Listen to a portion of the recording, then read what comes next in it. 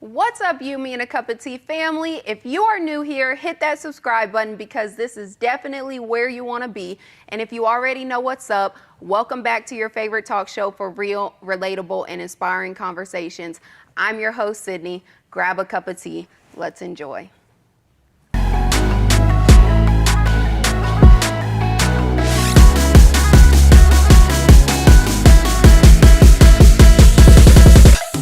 Have you ever prayed a prayer of desperation?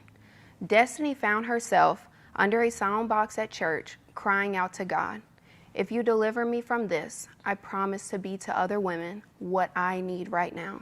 This was her first time experiencing what she describes as a panic attack.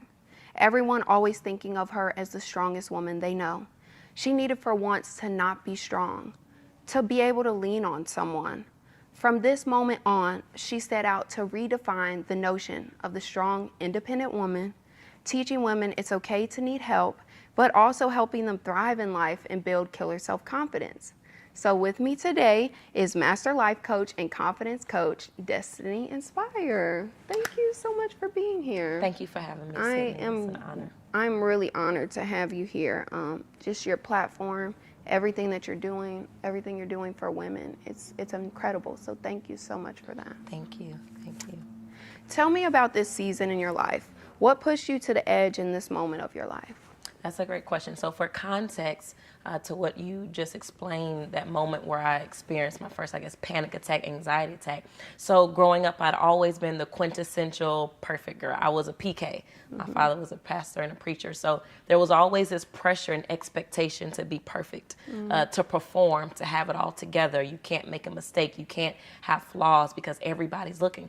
And so after a while, that begins to build up. Because as life begins to happen, you realize I'm not going to always be perfect. I'm not going to always have it together. I can't always say the right thing, do the right thing. I'm going to experience problems and I'm going to have to be able to process it. And sometimes that's going to be done on a public platform. So in this season of my life, I was married. I got married at a young age. I've always been mature for my age, or an old soul, as people would say. But unfortunately, I got married in a season where I didn't actually know who I was. I was a combination of what everybody wanted me to be, what my parents felt I should be, what the church said I should be, what society. So I was a combination of those things, but not who Destiny was. And so the layers began to fall away because you can only wear a mask for so long. And so one of my favorite heroes, or sheroes, rest herself, Dr. Maya Angelou, she always would quote Langston Hughes when she says, "We wear the mask." So after a while, there began to be holes in my mask and it began to crumble.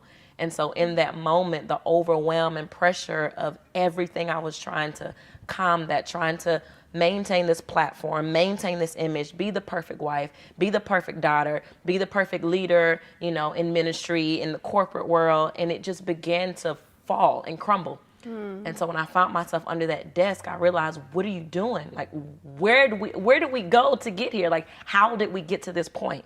And it came from, again, just realizing you can't take all this on your own.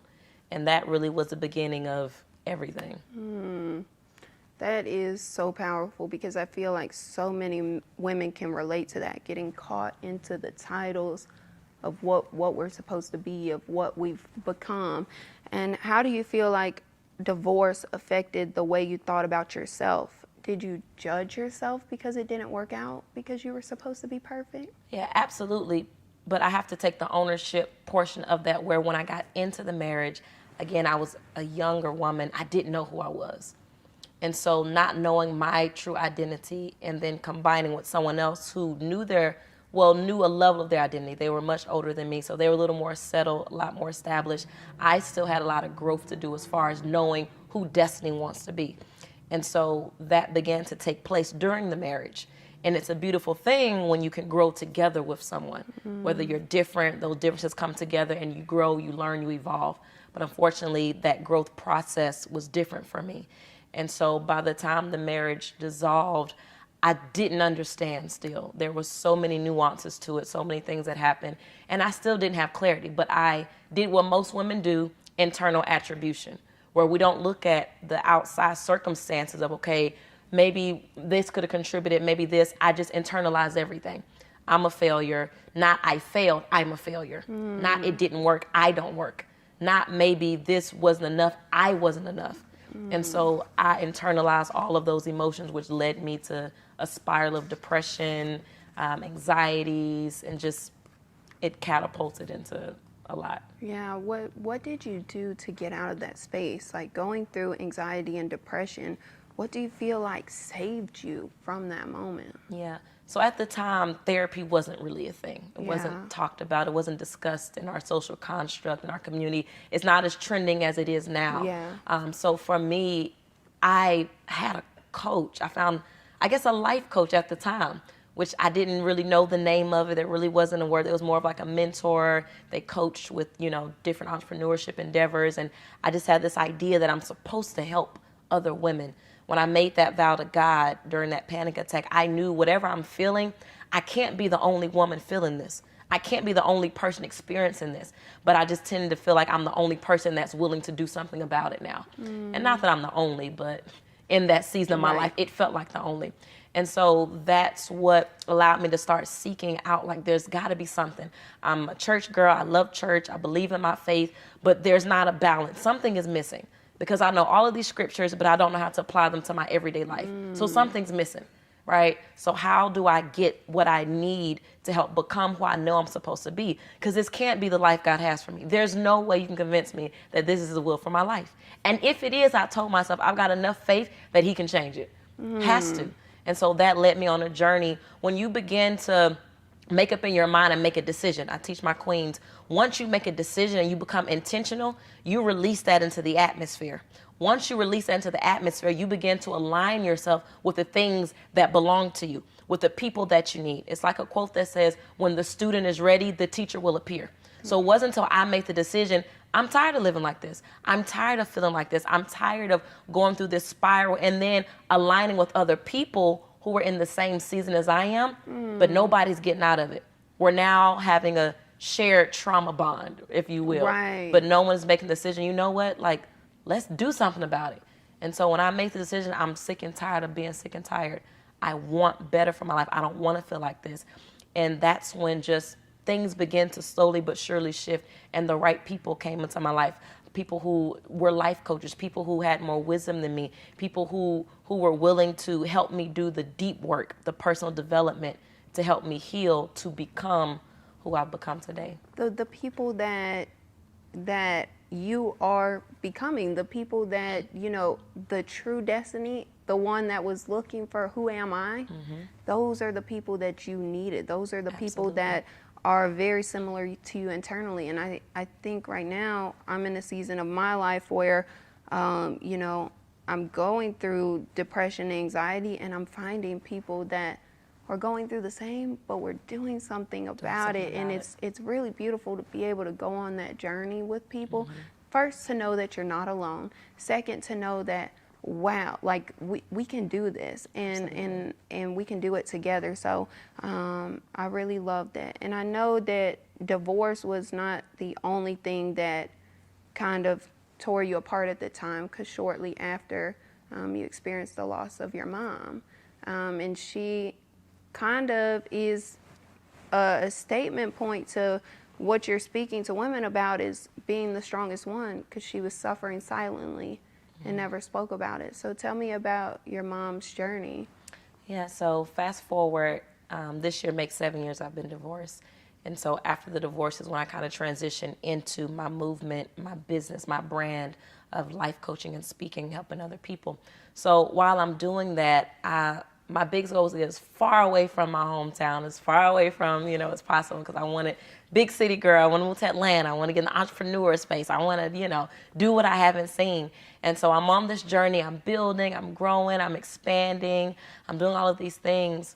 And I end up coming back home to visit. I just had this longing, this feeling that I need to go home and just see my family.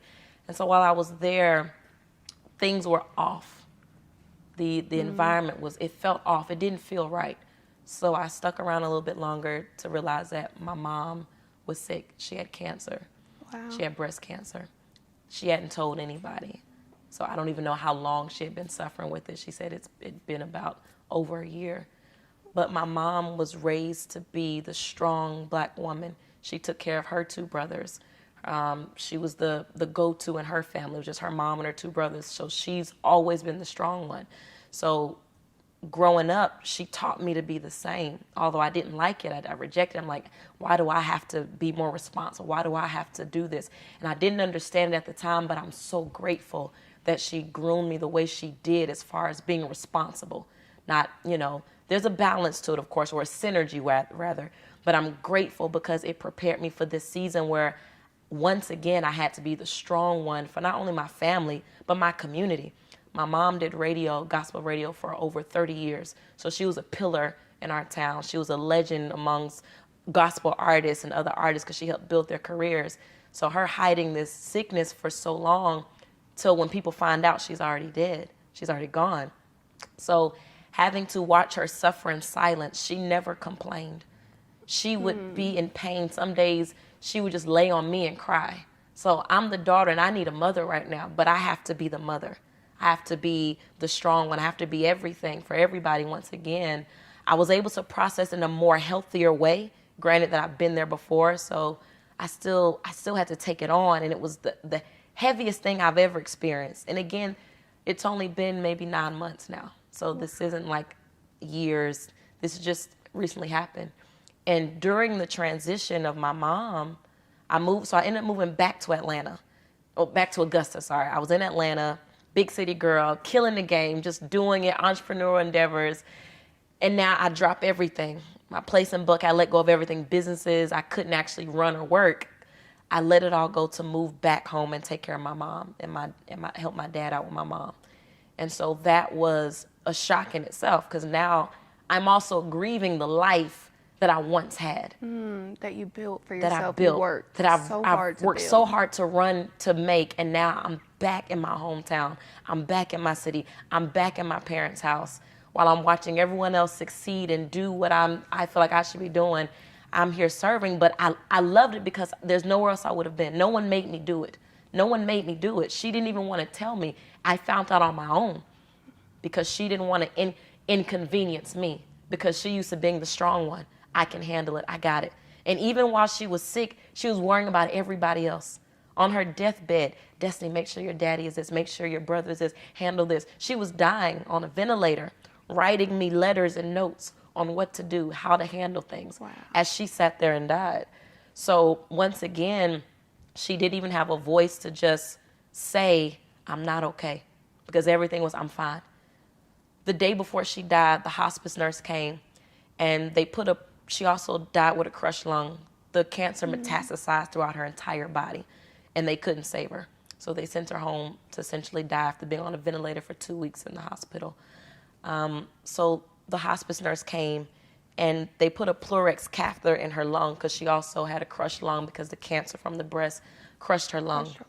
So the Pleurex catheter, they showed us how to unscrew it and just drain fluid and different things out. And even while I'm watching this come out of her body in this glass bowl, she's sitting there like nothing's wrong. And the nurse is like, are you okay? Does it hurt?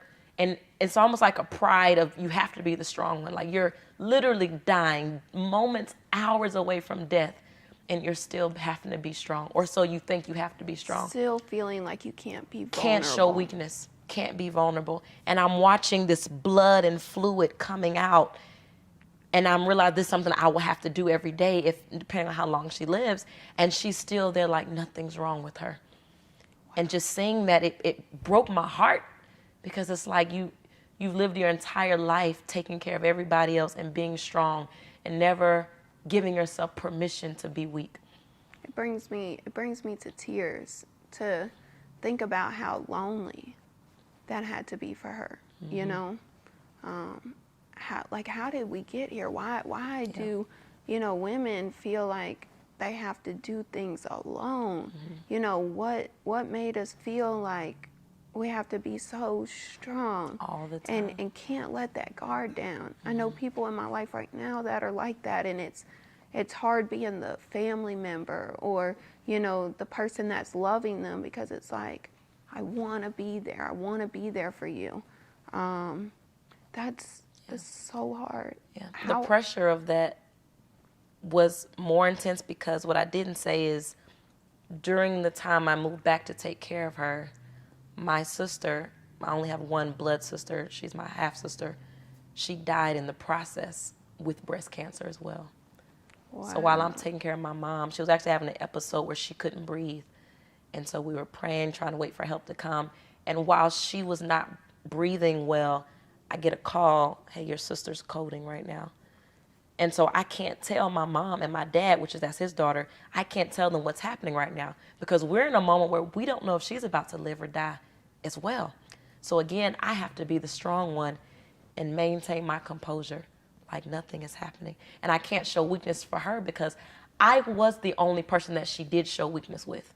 To anyone else, she had to be strong. But with me, she allowed me to be strong for her in those moments. So you had to do that? I had to. I couldn't cry with her. I had to let her cry while I consoled her and said, it's going to be okay. And one of the most devastating moments was when she asked me, I'm going to be okay, Arda. Am I going to be okay? Like, Destiny, when is God going to heal me? And for me to just have to console her, together, not knowing what's going to happen, but having to still encourage her that it's going to be, Mom, you're going to be fine. Like, having be okay. faith in God's plan, but also knowing. Respecting his sovereignty that your healing might not take place on this side, but as long as you're believing, I'm going to believe with you. Wow. What do you feel like is the biggest thing that got you through that moment? My faith. Yeah. Still my faith.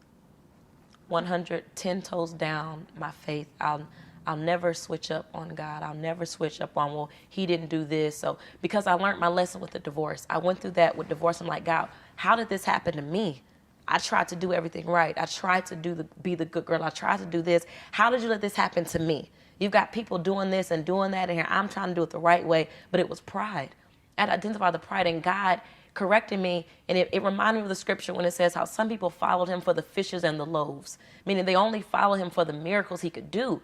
And just like any other person, you want someone to love you, not because of what you can do for them, but because of who you are. So God had to convict me. Well, Holy Spirit, I felt a conviction of like, Destiny, so were you only loving me because you had the good life, because you had the fairy tale wedding, because you had the platform? Is that why you love me? And now when trouble comes, when problem comes, when people make their own decision, because we have free will, when they make their own decisions to do certain things, now you're mad at me and you don't love me. You're questioning me. So I had to come to realization, either you love him and you trust him or you don't. You can't vacillate, and you can't feel like you're just so great that nothing should happen to you. So I learned my lesson in that season. So in this season, I was still strong in my faith. Like, God, you're still who you said you are. Whether what happens or not, you are who you said you are. And so my faith was what got me through that. 100% was my faith, but a better understanding of my faith, not the shallow end where I just know him for what everybody taught me in church. Yeah. It was my own Damascus Road experiences that I had to prove who God was to me, not the religion, but an actual relationship with him.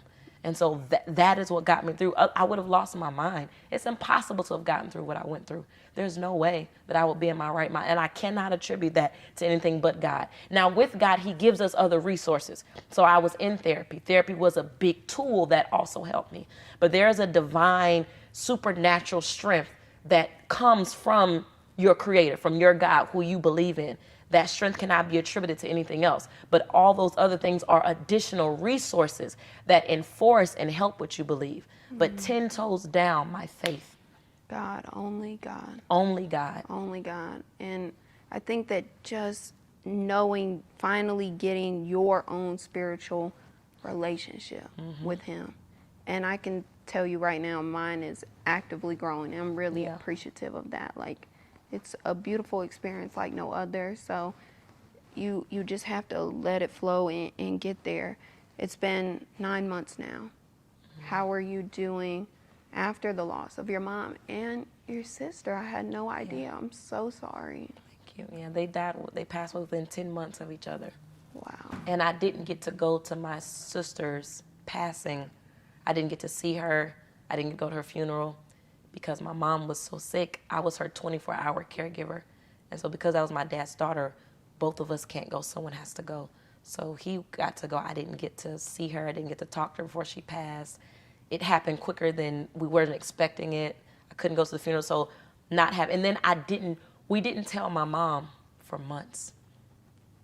Wow. So being in a home all day, every day, 24 hours a day, take care of this person and not being able to express it. So the grieving process was difficult because I couldn't openly grieve yet because she's already in fear for her own life. And now to hear that your bonus daughter, your daughter has now also died, like it was heavy. Wow. I didn't even tell my father till the next day. That is a lot. But you actually asked the question. I didn't actually answer your question. You said, how am I doing now? I'm in a good place now. Yeah. I'm in a good, and I can't explain it. I should not be in my right mind. The things that I saw, the things that I witnessed, I've been covered in my mother's blood days, just days where she's passed out on me before and fallen on me on the floor. And I don't know where I got the supernatural strength to stand up and lift her. Like the things, the traumas that I experienced from that, I am grateful to still be in my right mind. I am grateful to still have the passion, the desire to be strong in my faith and to help other people. I am grateful. I am grateful that I had the capacity to serve my family in that season. It's an honor. It's an honor. I wouldn't trade it. I would do it all over again. It is my honor. So in this space in my life, I'm just filled with gratitude.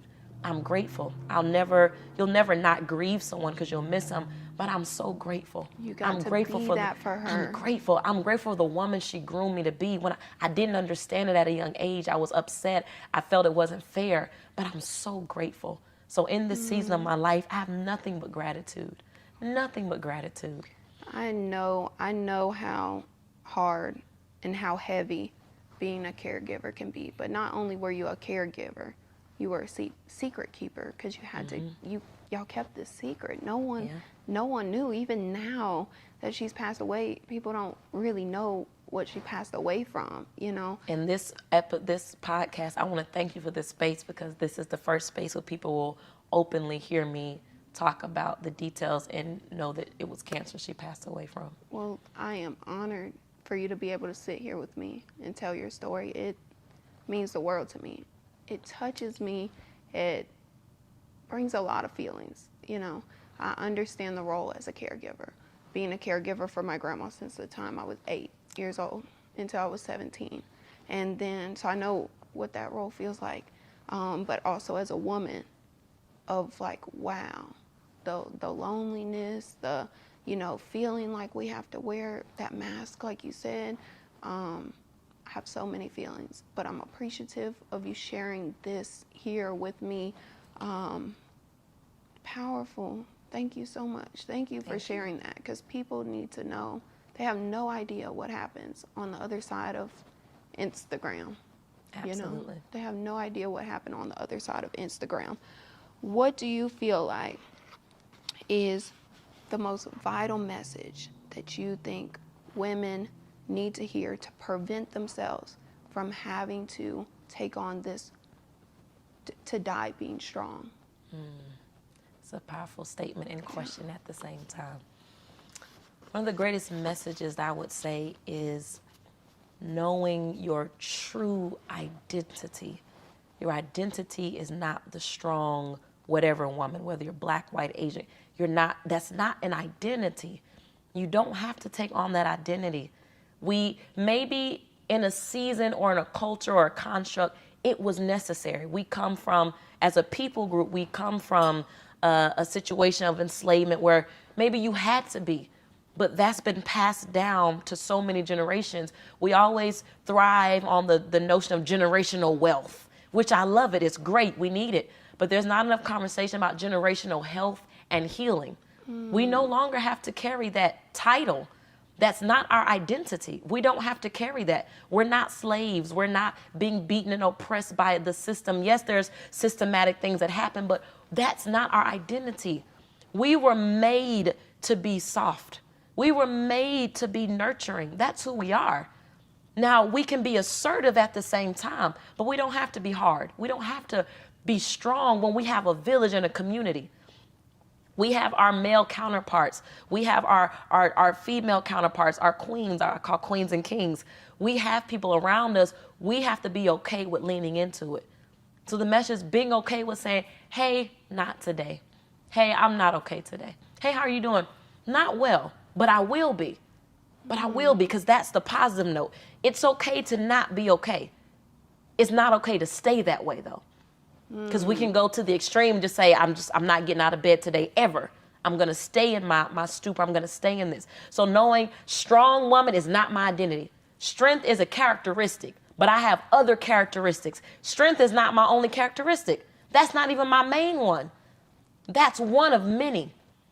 I'm gentle, I'm soft, I'm loving, I'm delicate, I hurt, and I have permission. And I tell women this all the time, and I learned it through my divorce. I call it my R3 formula. At any time in your life, you can decide to reinvent, redefine, and realign your life. It is never too late. Every day that you wake up with breath in your body, you can reinvent yourself. You can redefine the terms of your life, and you can realign it with the plan that God has for your life and that you feel the direction your life should go in. And as long as you remember that, then you realize a strong woman is not my identity. And it's okay to not, we wear this as a badge of honor. No, thank you. I'm grateful that I can, in certain seasons, maybe I have to be a strong woman. In certain seasons, it's necessary, but I don't live in survival mode. So giving myself permission to not live in survival mode. I do not live in survival I don't live in survival mode. Wow. I may have to visit there when necessary, but I don't live there. That is a temporary residence in a season of my life that I had to dwell in. That's not my permanent residence. Not my permanent residence. Oh my God. So many women need to hear that. So many women need to hear that. I don't know what or how we got here, but it needs to be done. It needs to be done. So thank you so much for your platform, for your stance, what you're speaking to women. They need to hear it. They need to know. What do you feel like would happen if we all just embrace vulnerability and release this stigma of being strong? What do you feel like would happen for our races? What do you think would happen for the human women race? I believe that we would be able to eradicate the notion of being strong, because we would now, if we start with us, we're bearing the children. So that means now the next generation's coming up. You know, sometimes certain things, as things evolve, they're done away with. As we change, we evolve, we no longer need certain things, or we develop certain things that are more healthier. So as we begin to heal, grow, and evolve, we bear healthier children to where they don't even know what that is. Strong, what? I don't even know what that is. It begins to be eradicated out of the bloodline. Because even in our bodies, you can pass down traumas. You can pass, even our bodies responds to certain things, and we don't know why, but it's things that's been trapped in our genetics, things that have been trapped in our body that's passed down from generations, and we don't even know why. So if we begin to heal where we are now, then eventually every generation that comes, regardless of how many generations it take, they won't know what that is.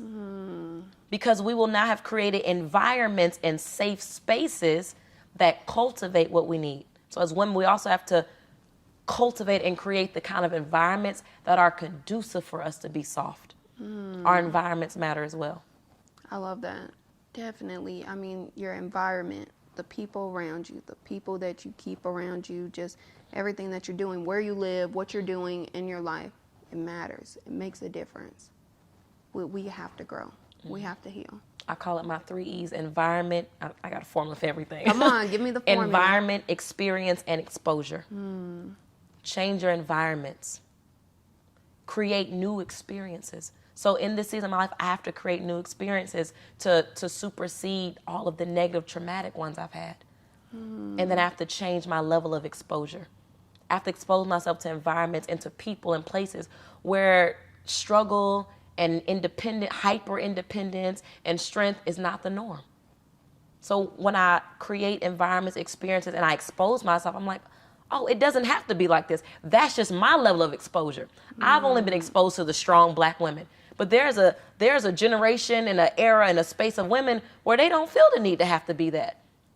They gotta be out there somewhere. There's some women where I handle it differently, right? And it's not that I don't have problems, but I've learned to handle them differently now. So environment, experience, and exposure, they all matter. Environment, experience, exposure. I love that. Thank you so much. Thank you so much for coming to the show, for sharing your journey with your divorce, your mom, your sister, just everything that you had to take on and internalize and kind of hold to yourself and never really be able to, express in that moment. Thank you for sharing that. And also, thank you for letting us know that you're still on your journey as well. Absolutely. It's still a process for you as well. Thank you for that. So many women need what you're doing, need this conversation. So thank you for sharing it here. And I want to say that I'm proud of you. Thank you. I'm proud of your journey. I've heard bits and pieces. I know there's no way to know the full story because we all have a story, but I'm proud of you. Thank and you. I want to acknowledge that. I'm really big on giving people, they say, their flowers. So I'm proud of you. Thank and I want you. you to keep going on your journey as Thank well. you so much. Because the best is yet to come for Thank you. you so and much. all of your followers, I hope you're subscribed. Thank you so much. Hope you're Yes, subscribed. make sure y'all subscribe. There's so much greatness in what you're doing. Thank you so much. Thank you, Des. Thank you so much for coming to another episode of You, Me, and a Cup of Tea. Oh, and make sure y'all shop the tea, y'all. Thank y'all so much. We'll see y'all next time.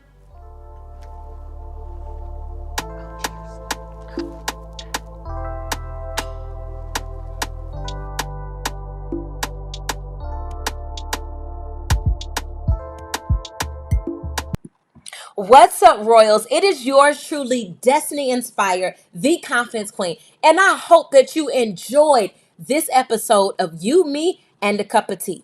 If you did, I want to personally invite you to meet me in Decatur, Georgia, July the 5th through July the 6th for Uncommon, the Queen Me 2-day encounter. Listen, this is specifically for women who are dominating in their market, but you're also called to ministry. It's helping you navigate your uniqueness and unlock your brilliance blueprint in ministry and business, being able to show up in your full confidence, unapologetically, without compromising, without blending in, but fully showing up in your power to sell your services, your business, your movement, and whatever it is you're called to do. Hey, it's a sacred, safe space, and we're going to activate, learn to captivate, and accelerate further and where you're called to go. Now, listen, I know it says Queen Encounter, but let me let you know now, there are several kings who have registered to be there, so you don't want to miss it. Listen, July the 5th through July the 6th, it's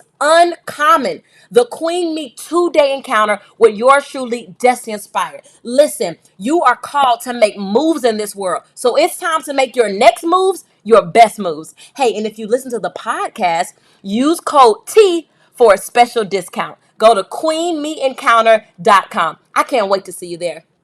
Bye.